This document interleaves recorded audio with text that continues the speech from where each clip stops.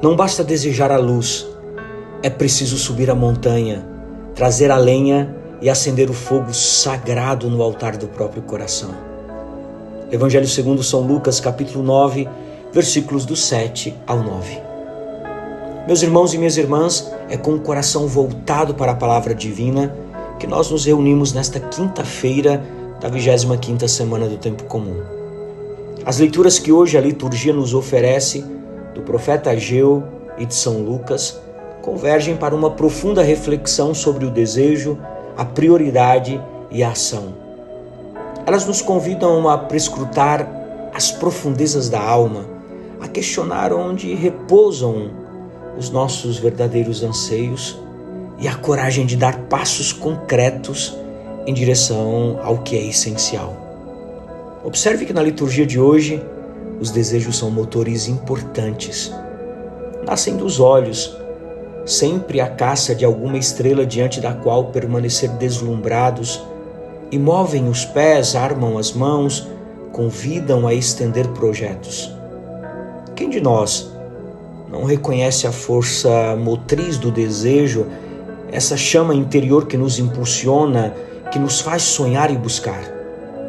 À luz da figura de Herodes no Evangelho de hoje, nós podemos pensar naquela anomalia que pode se apresentar justamente enquanto somos atravessados por algum desejo importante. O risco de buscar sem se mover e sem se envolver. No Evangelho de São Lucas, capítulo 9, versículos do 7 ao 9, nós somos confrontados com a inquietação de Herodes. Diante dos relatos sobre Jesus, ele se pergunta: João eu decapitei? Quem é, pois, este de quem ouço dizer essas coisas? E o texto conclui: e ele procurava vê-lo. A palavra grega ezetei, procurava, aqui denota um buscar, um investigar. Mas que tipo de busca era esta? Embora Herodes desejasse vê-lo, este desejo permaneceu, em última instância, uma bela, mas estéril pensamento. Um belo, mas estéril pensamento.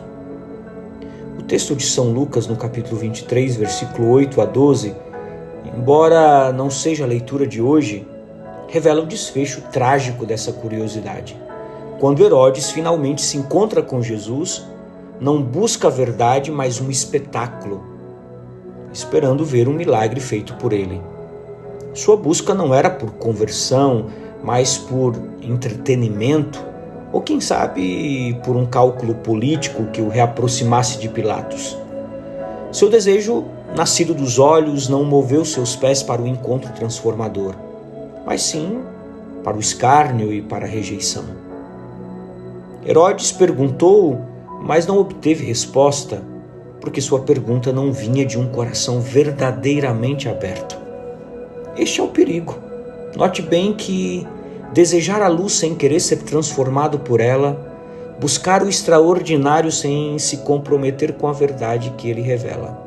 O desejo de Herodes era um anseio inquieto que não encontrou repouso, porque não procurava a fonte da paz. A primeira leitura de hoje do profeta Ageu nos transporta para um cenário pós-exílico, uma realidade onde o povo de Israel, embora retornado à sua terra, adiava a reconstrução do templo do Senhor. Suas desculpas eram sedutoras. Não é ainda chegado o tempo de reconstruir a casa do Senhor. Deus, através de Ageu, interpela esta preguiça espiritual que nos faz adiar para depois o momento de dar passos em direção às grandes coisas às quais nosso coração se sente chamado. O Senhor os exorta: refleti bem sobre vosso comportamento. Essa frase hebraica não é apenas um pensai bem, mas um convite a colocar o coração sobre os seus caminhos. Há uma profunda introspecção e reavaliação de suas prioridades. Enquanto a casa de Deus jazia em ruínas, eles se apressavam em construir suas casas bem acabadas. E qual é o resultado? Uma colheita escassa, uma fome que não se saciava, uma sede que não se aplacava, uma vida de esforços e pouca satisfação.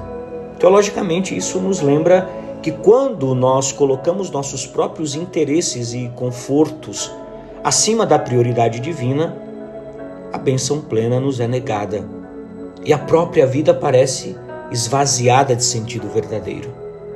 É um eco da advertência de Jesus.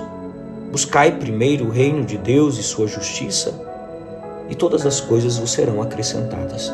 São Mateus capítulo 6, versículo 33. Observe que o diagnóstico de Ageu não é de condenação, mas de um amoroso chamado à conversão. A solução é clara. Subi a montanha, trazei madeira e reconstruí a minha casa, nela encontrarei satisfação e manifestarei a minha glória, diz o Senhor. Ageu capítulo 1, versículos 7 e 8. Esta reconstrução não é apenas de pedras e madeira. A tradição patrística, os padres da igreja, desde cedo, a tradição interpretou o templo não só como uma estrutura física, mas como o próprio corpo de Cristo, como a igreja e, por extensão, como cada um de nós, templos do Espírito Santo. Santo Irineu de Lyon, um grande apologeta, por exemplo, falava da igreja como a verdadeira habitação de Deus. O magistério da Santa Igreja, no texto da Lumen Gentium, reafirma que a igreja é o povo de Deus e que todos somos chamados a edificar esse templo espiritual e a sermos pedras vivas, como o texto de 1 Pedro capítulo 2, versículo 5.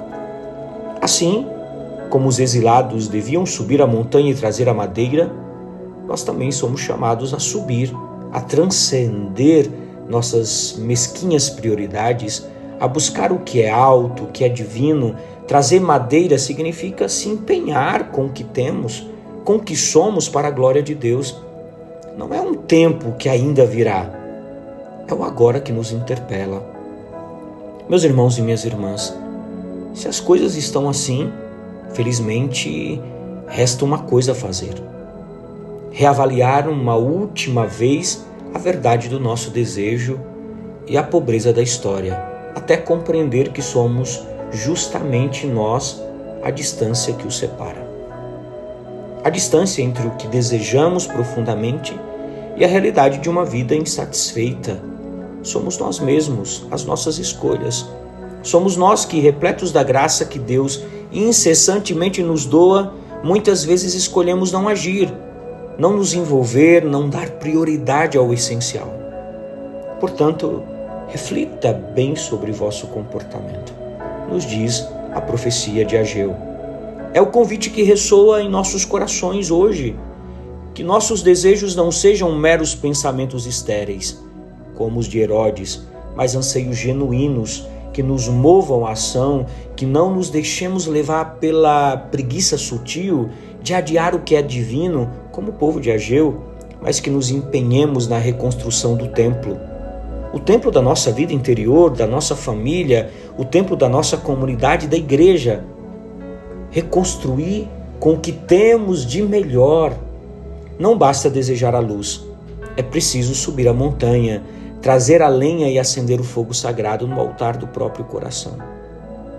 Peçamos hoje nessa liturgia que o Espírito Santo nos inspire a colocar nosso coração em nossos caminhos, a discernir os verdadeiros motores de nossa existência e a edificar dia após dia a casa do Senhor, para que nela Ele encontre satisfação e manifeste a sua glória.